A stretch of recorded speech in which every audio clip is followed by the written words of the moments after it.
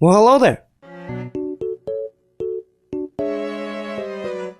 Hello everyone, my name is Ben, and it's that time of the year yet again, ladies and gentlemen. Also, I'm kind of coming back from a sickness right now, so I do apologize if I sound a little bit weirder than usual. It's time to show you guys my latest attempt at the Digimon National Tournament. Now, this year's Nationals is special because this time you can only get in if you have an invite, meaning that you can only get in if you place at least in the top 16 of a regional level event. But for those of you who watched my previous vlog, this is where we finished. This is where we finished, boys. We're going to LA again. You know that I'd have one, of course. As always, I'm going to give you guys my POV of the trip, as well as a full breakdown of all of my matches. So, without further ado, let's get to the video. Despite our flight leaving at 6 AM in the morning, we have to say goodbye to the doggo. It truly is the hardest thing for me every time I go on these trips. Okay, bye-bye. Bye-bye. Bye-bye. I'm sorry for disturbing you while you were eating, Kilo, but I needed my puppy therapy. Now, admittedly, I've become a lot less of a morning person over the years, so I'd be lying if I told you that I was feeling super energetic for my flight. After pumping some caffeine straight into my veins, I was definitely feeling a lot more excited for my flight. Until it got delayed, and then I had to wait for another 30 minutes before we could even get going. But hey, it's nothing a little ice cap couldn't solve. Eventually though, we were finally able to get on our plane, and with that, I could finally escape the snowy wastelands of Canada and into the bright sun of Orlando, Florida. What? I was going through a little bit of seasonal depression, okay? I haven't seen the sun in months. And with that, we're off. Next stop, Orlando.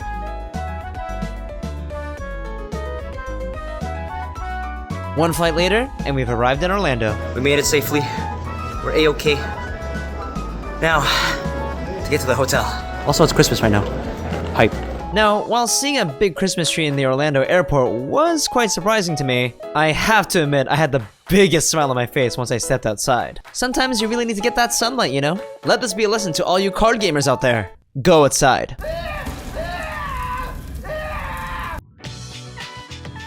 So, made it. We're in our hotel. Time to see what we're working with.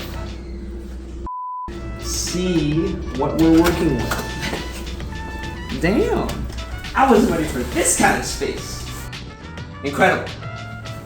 I give this place a 9 out of 10.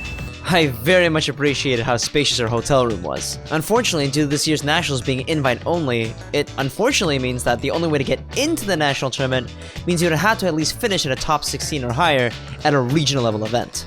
And that does in fact mean that a lot of my friends who I usually travel with to these national events weren't joining me for this year.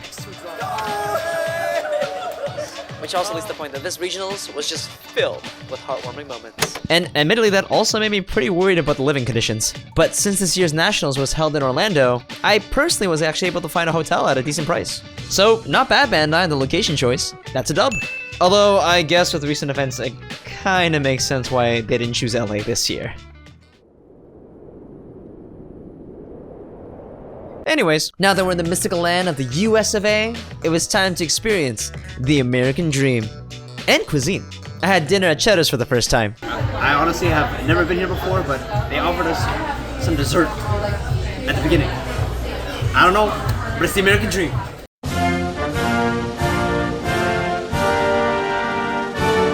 It's not overly sweet. It's good. We should try some. Food was pretty good. I gotta say my favorite part were probably the cheese balls.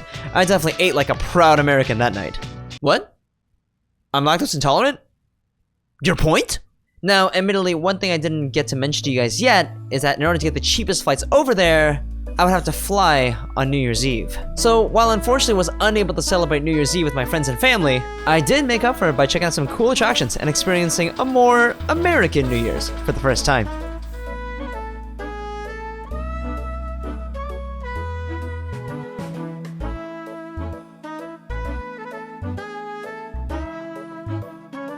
I was in Orlando after all, the one city where there's no shortage of sights like this.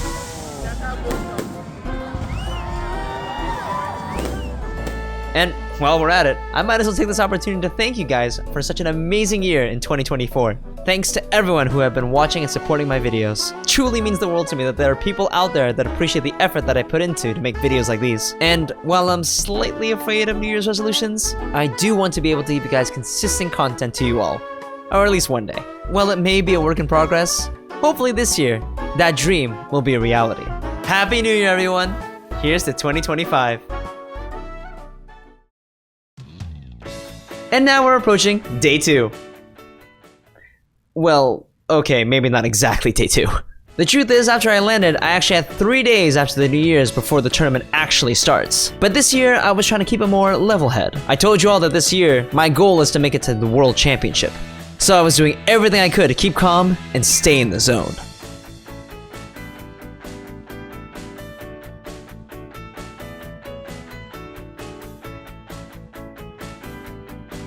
But eventually though, it would be time for pre-registrations. We made it. Yay. We made it to Orlando, boys. I also want to wish you guys a happy new year. Thank you guys all so much for supporting the channel as always, and yeah, I look forward to spending another year with you guys. Also, apparently tomorrow is pre-registration, so I'm excited to see you guys in the convention center. Maybe you'll see me there. Alright, good night everybody. I'll see you in the morning. The next morning though, after a quick fit check, it was time to do a little bit of recon. Normally for tournaments like these, I actually like to gauge the venue but get an idea where everything is, like the registration line, the play area, heck, even the bathrooms. However, this year's Nationals was going to be held at the Orange County Convention Center. Now believe me when I told you that I was not ready for how big this convention center was going to be. It was huge. From looking at the signs alone, it looked like there was going to be 2 other conventions going on at the same time, and they weren't even going to be TCG related. And yet, I never saw anything but Digimon that entire weekend.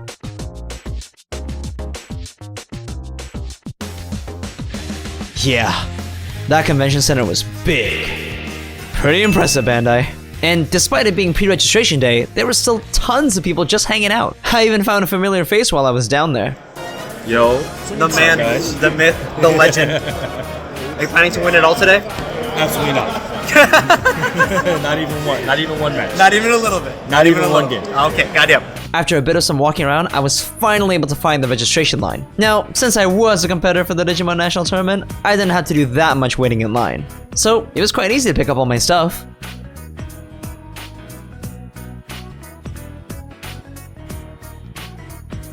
Okay boys, we are back, and we got a whole bunch of goodies because we pre-registered. It's time to see what they gave us. And unlike last year, we got a mat. Check it out. Ooh, it's the Three Musketeers. I'm not a Three Musketeers fan, but I am a huge fan of Boba. We also got a goodie bag, very much promoting the Gundam TCG. It's a One Piece card. That's like $300. Probably not, I don't know. One Punch Man. Battle Spirits, Star Blast Draw. I got the Monkey D. Luffy, more One Piece cards, that's like $700. Digimon Liberator, this card's ass, but it's a good picture though. And we got Son Goku. Oh, I guess I should also mention that we have the Bandai CARDFEST stamps on them, so I appreciate that. Thanks, Bandai. More Gundam stuff. They really are trying hard to promote this Gundam card game. Play the Gundam card game today. I'm not gonna be playing the Gundam card game. And look at that, the official Bandai card games guide. We have Dragon Ball, One Piece, Battle Spirits, a Union Arena, Gundam, and of course, my truly beloved Digimon. Wait, what the heck? A Digimon comic? We have a Digimon comic now? Is it in English? Holy shit, it's in English. I can read this shit. I'm reading this on my own time. I now have some reading material for the ride home. This is hype. That's the end of the merch. None of the stuff that people actually care about. The promos. This is what we're here for. These 2 promos look very special. We are not going to be opening these yet. We're going to be opening up these ones. If I'm not mistaken, are reprints of known cards in a brand new alternative art, and they usually look absolutely gorgeous. Let's see what we're working with here. We have a Agumon. It's the BT17 Agumon. For those who are planning to play the Omnimon deck, I really love the art style of this one. This one's like in the autumn, or the fall, I should say. Look at all those leaves. Oh, that looks really pretty. And we have Monzaemon. Ooh, okay. This is supposed to be supporting the Numemon strategy, which is surprising considering that Numemon kind of got hit by the last ban list, but that's cool. Next pack, we have Gabumon! Nice! This one also supports the Omnimon strategy, so it kind of pairs up really nicely. It's like winter and fall. That's kind of cool. And we have, ooh, Analog Youth! This card's a staple. And the fact that we get reprinted in golden foiling, that's probably gonna be worth a lot of money. We love that. That's a W. Absolute cinema. Next one. Okay, I'm trying to open this carefully now. Okay, here we go. Next pack, we have Numamon! Ooh, speaking of Numamon, this is for the Digi-Police strategy. I unfortunately don't have my Digi-Police deck anymore, but I would be more inclined to get it back now, especially if I have more copies of this. Very pretty. Very, very pretty. And another Gabumon. Ooh, okay. Meant to support the Omnimon strategy. They're just trying to tell me I should be playing Omnimon, but I'm not into that deck, unfortunately. But these two, I am into. Very pretty, very cool. I want more Analog Youths. Please give me more Analog Youths. Ooh, Soul Lugamon. I believe this is this is the broken one for the Fenrir Lugamon, as well as the Takamikazuchi strategy. Hate that deck. Hope that deck gets banned. Fuck you. Fuck you. All right, very cool. And Hell Lugamon too. It's the good one. Very, very nice. This is the one that allows you to draw 2 more cards. And do they line up nicely? I wonder if they do. It doesn't look like it, but they both look very pretty. Hey, that's money. We take it. All right, last but certainly not least, the last pack. I wonder if they're actually seeded, but we'll see what the last pack has. We have another Soluga. Does that come with Helluga as well? It does not. Wow, I just got really lucky with the Soluga and Helluga in the same pack. That's really cool. So we got 2 Gabumons, 2 Agumons, and we have 2 Solugars, and followed by that, we have the 1 Monze, the 1 Helluga, the 1 sexy Analog Youth, and the 1 Numamon. Very cool. Very awesome. And we also have the new event pack. I think this is event pack 7. I don't really remember what's actually in these event packs. You can actually kind of cheat. You just need to grab a corner of the paper and you can have the card pop out. It's Quartzmon! You can tell it's Quartzmon from here. Quartzmon is a very, very good card that hasn't been reprinted in some time, but look at that.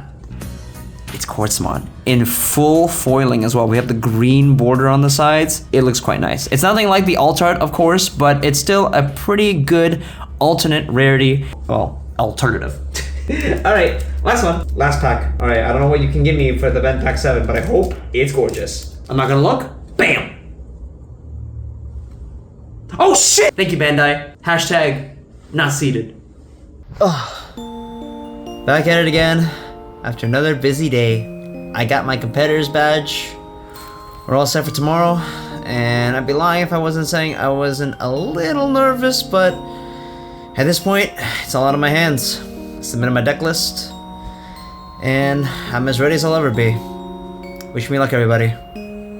With game time, starts tomorrow.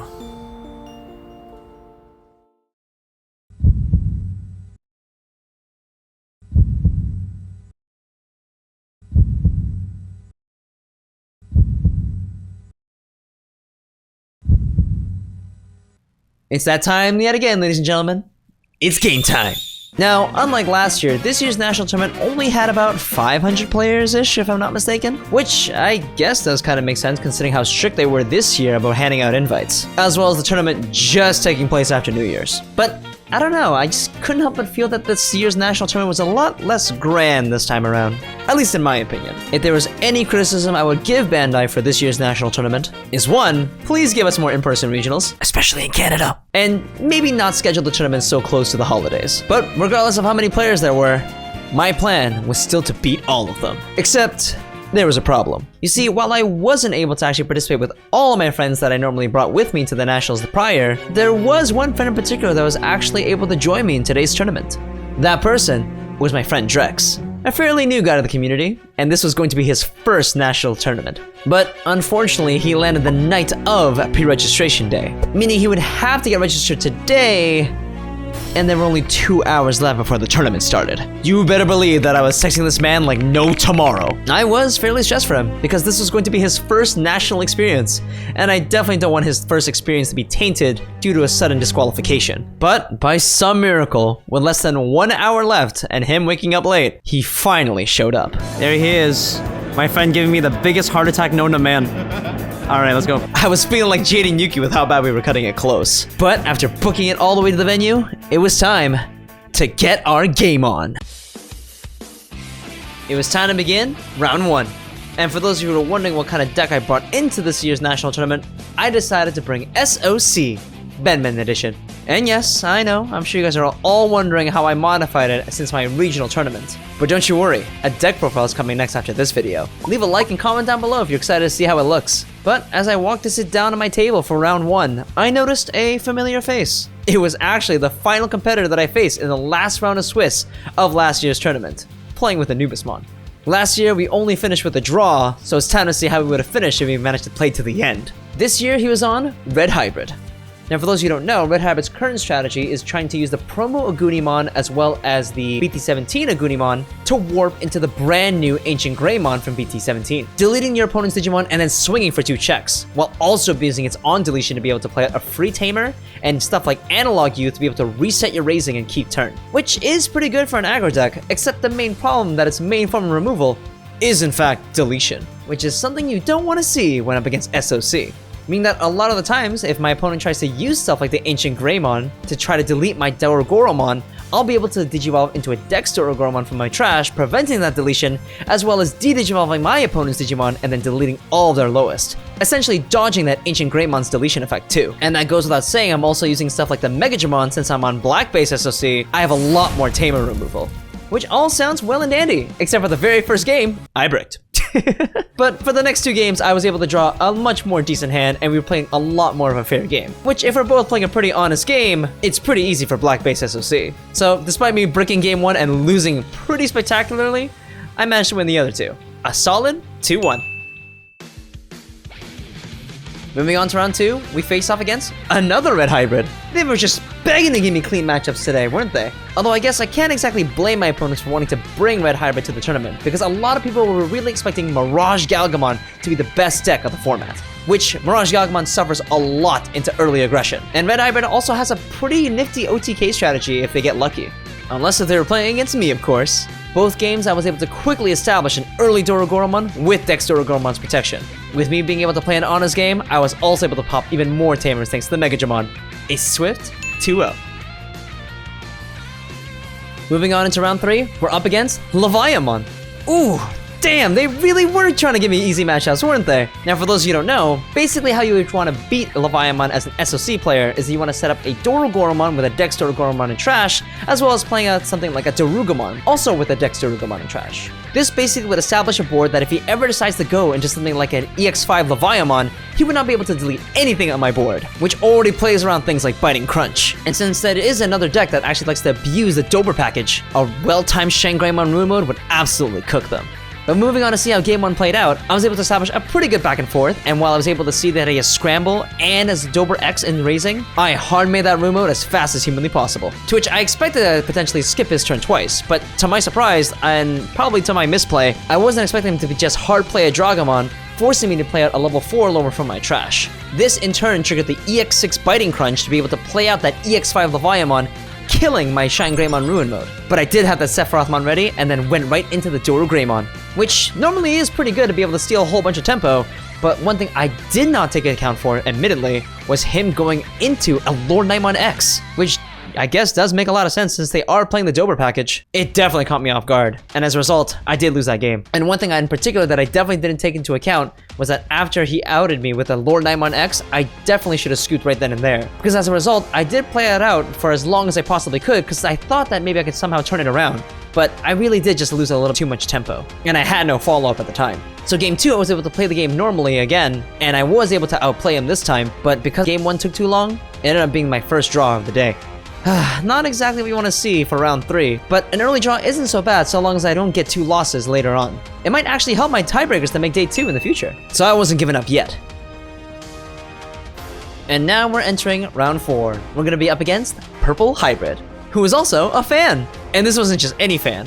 This was the guy who won the regionals in Dallas, Texas, with none other than my black base SOC. Honestly, it was quite poetic how we ended up facing each other. He was a super nice guy. But regardless, we're up against Purple Hybrid, and normally against SOC, a lot of people would think that SOC actually loses to Purple Hybrid normally. That is normally because they're able to use stuff like the brand new Duskmon from BT18, which is able to loop the Velgramon to essentially mill me out before I can actually get some offensive going. Except, one thing in particular that I think my opponent was not expecting was how anti-tamer my black base SOC really was. The BT15 Megadramon being able to delete cost 3 tamers when they attack, as well as the BT16 Dorogoromon also being able to kill tamers, it was really hard for him to keep some sort of offensive pressure, allowing me to take game 1.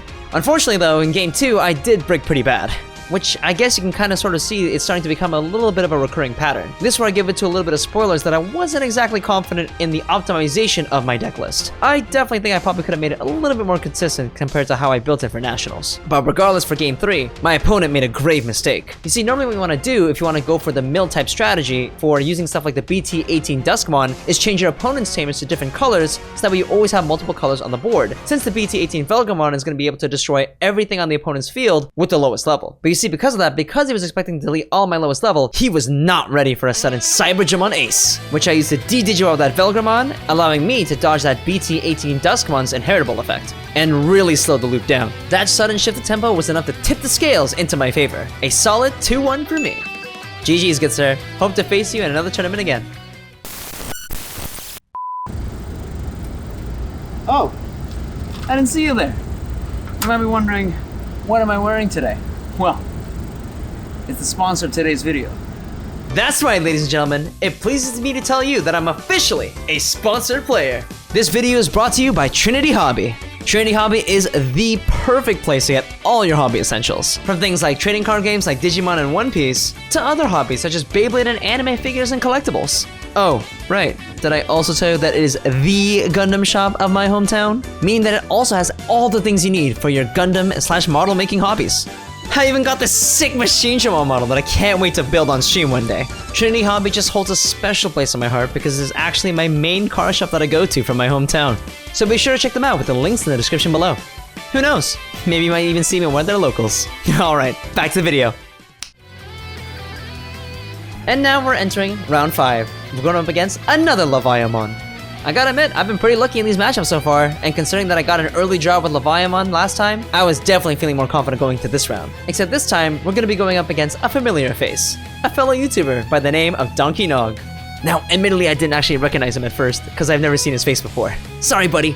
But I did recognize him afterwards. Super cool that we actually ended up facing each other. Now, as mentioned before, the goal is simple. I want to be able to establish a BT16 Dorogoromon with blocker, as well as any other Digimon so we could potentially dodge an EX5 Leviamon, and then force out a DX Dorogoromon to delete his opposing Digimon. Except for game 1, I bricked.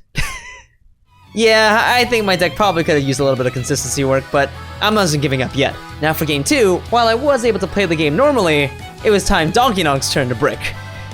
And as a result, I was able to easily clean that game up, no problem. Both of the games so far, neither of us were able to play the game honestly.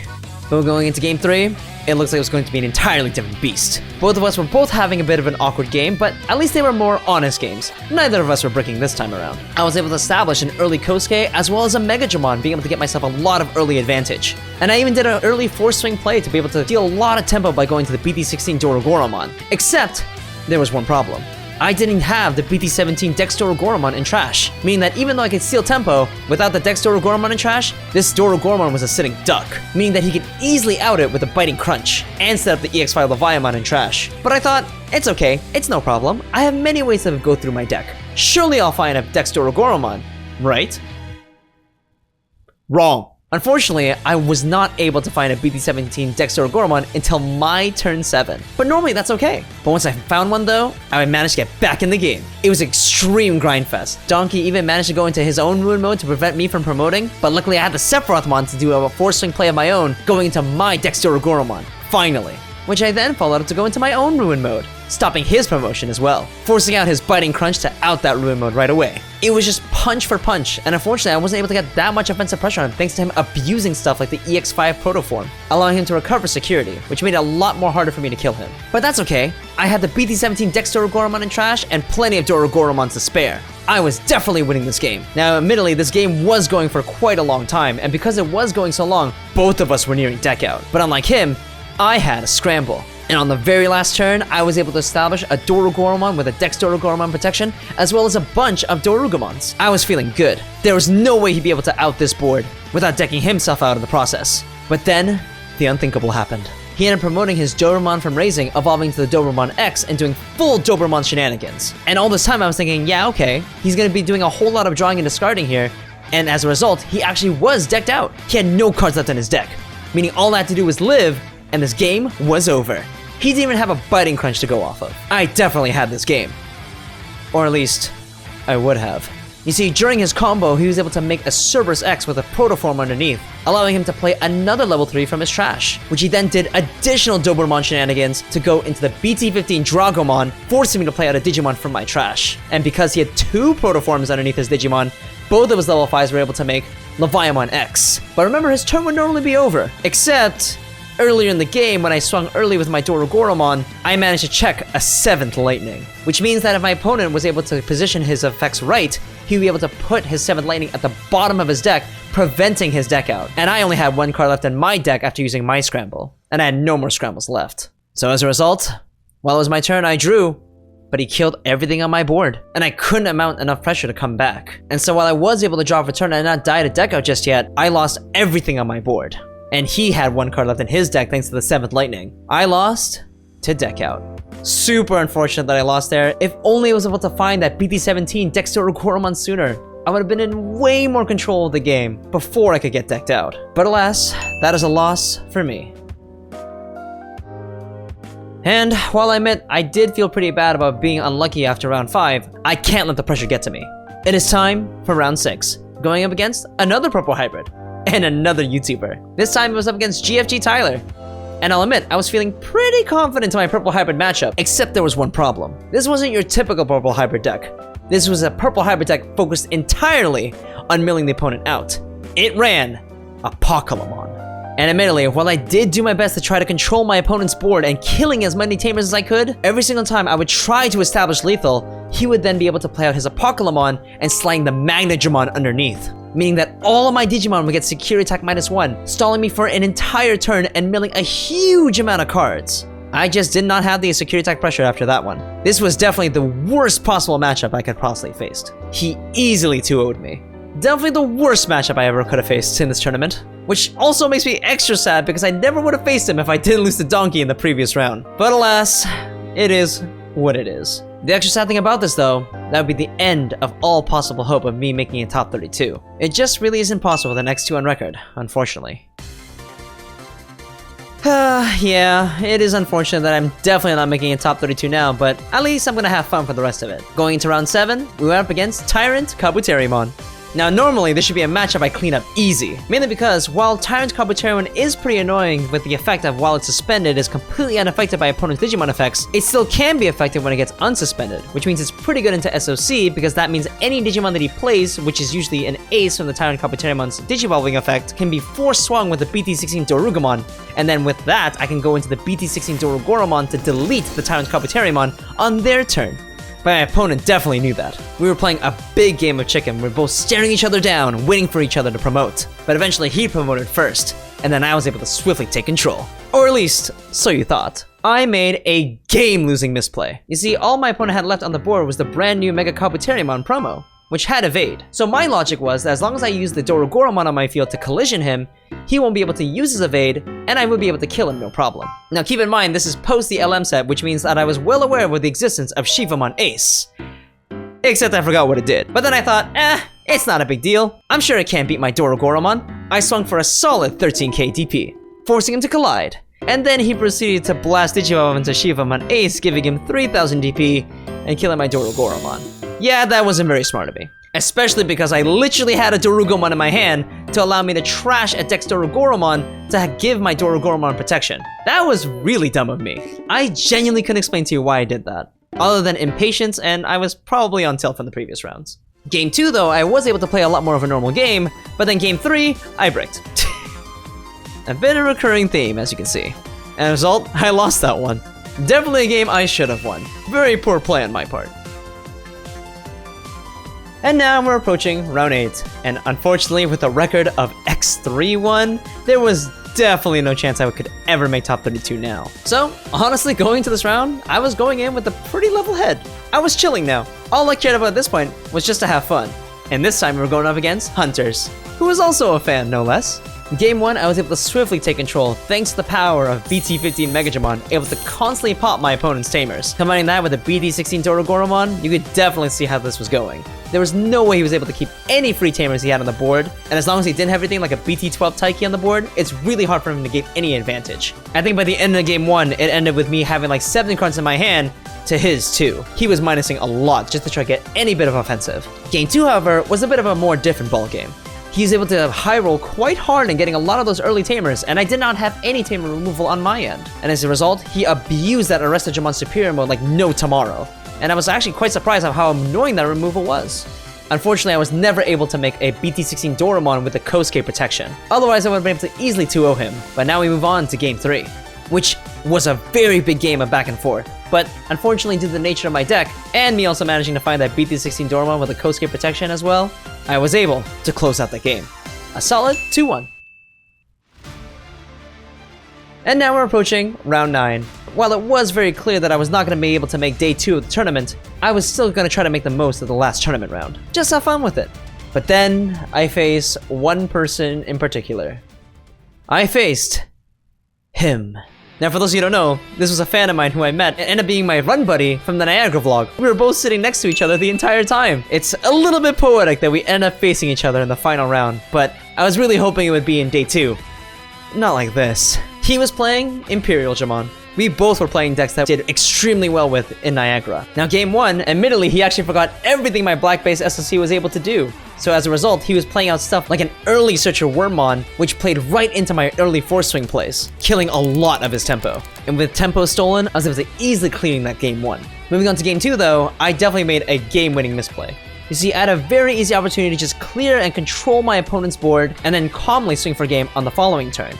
Except, I got impatient. I had one of those moments where I saw lethal on the board, and I thought, yeah, let's do it now. Let's kill him. And also because I was tired. I wanted this tournament to be over, but as a result, that ended up giving him a free Davis and Ken, and he also managed to get lucky in being able to out my Dorogoromon from the field, preventing me to get lethal. And with 2 Davis and Kens on an Imperial Jamon side of the field, it was game over for me. And moving on to round 3, it was a very close back and forth. He was able to get an early BT-16 Pyuljamon, able to stun my board, but I was able to have access to the new Cyberjamon to prevent him get early jamming. And we were just constantly trading back and forth. But eventually, after I stole in tempo, he decides to set up playing a 3rd Davis and Ken, while also having an XVmon and raising for the next turn. AKA, if I wasn't able to kill him this turn, it was game over. And unfortunately on the previous turn, I did not do an early swing in security to try to get some chip damage to set up lethal for this coming turn, meaning there was only one thing left in my deck that could have possibly saved me. I needed Ruin Mode. And believe me when I told you, I abused everything in my arsenal to try to draw as many cards from my deck. And just when you thought all hope was lost, after using a training to Digivolve my rookie into a Dorogomon, using his effect to discard 1 card in my hand to draw 1, I found it. I drew the Ruin Mode. So after I was able to clear up his entire security, I Digivolve right into that Ruin Mode, easily clutching that game, which finished this round with a solid 2-1. Which means that at the end of this tournament, we ended with a record of 5 wins, 3 losses, and 1 draw. Which definitely isn't that great of a record, especially not for trying to make it to day 2. But I guess a man can dream, so let's just see how he plays. That was 9 rounds, and unfortunately I ended up with a record of 5 wins, 3 losses, and 1 draw. I think that's the math right? Yeah. 2 of them could have been prevented. 1 of them was unlucky. Second one I tilted, so it is what it is, you know? That's how you know I got a long ways to go. I gotta practice more. We'll see if I can at least make top 64. Normally last year, top 64 makes it the top cut, but this time I believe it's only top 32. But let's see how we do. Today, we're definitely not in top 32. Am I not in top 64? Oh no. Oh, 69. Yo, nice. Came in exactly 69. Nice. We'll get him next year. Pretty hilarious outcome, if I'm being honest. While unfortunately I wasn't able to make day 2, I can't really say that I wasted the rest of the weekend. I ended up getting to meet more content creators like Huang Zero and Avolt too. Hello. It's Mr. Avolt. And it's Mr. Ben Ben and Mr. Dan Ben. Who? How did you do today? X3 won. Could have done better. Could have done better. Could have done better. But you know what? Having fun, having a blast. That's most important, right? Honestly, that's all that matters. Hashtag X31 gang, bro. X31 game. It really is just so cool to see more content creators of the space, all playing the game we love. I also got to meet way more fan at this year's Nationals compared to last year. I think I counted this time to be about 43, which is genuinely insane. But honestly, I think my favorite part about the event was just enjoying the festival with my boy Drex. Literally seeing his genuine excitement for his first national tournament made this trip all the worth it to me, regardless how I placed.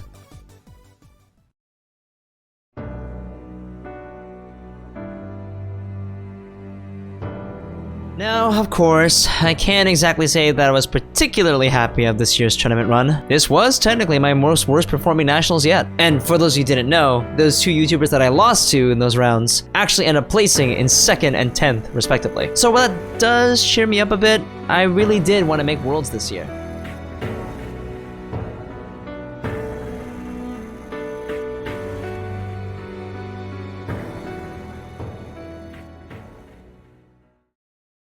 And yet, I'm not too upset by it. Maybe it was because I got to enjoy the amazing venue space with Drex and got to see how excited he was experiencing Nationals for the first time. Or maybe it was because I still finished with a pretty hilarious placement. I felt relaxed. No. Relieved. I have to admit, I didn't do nearly as much prep this year. I definitely felt like I didn't make my deck the strongest it could have been. And I think I made some pretty poor meta calls. But more importantly, I definitely think I made a grave mistake when I entered this year's Nationals. You see, I was focused so much on trying to make it to this year's Worlds that I kind of forgot the most important thing. The entire reason that I play this game. To have fun. Sure, while my deck definitely could have been optimized a little bit more, I definitely felt like, as you guys could see from the way how I played in this year's Nationals, the pressure definitely was getting to me. I just wasn't having fun. So if anything, this truly was a humbling and learning experience. I need to grow as a player. I was not a Worlds level competitor this year. But for 2025, who knows where you'll see Ben next.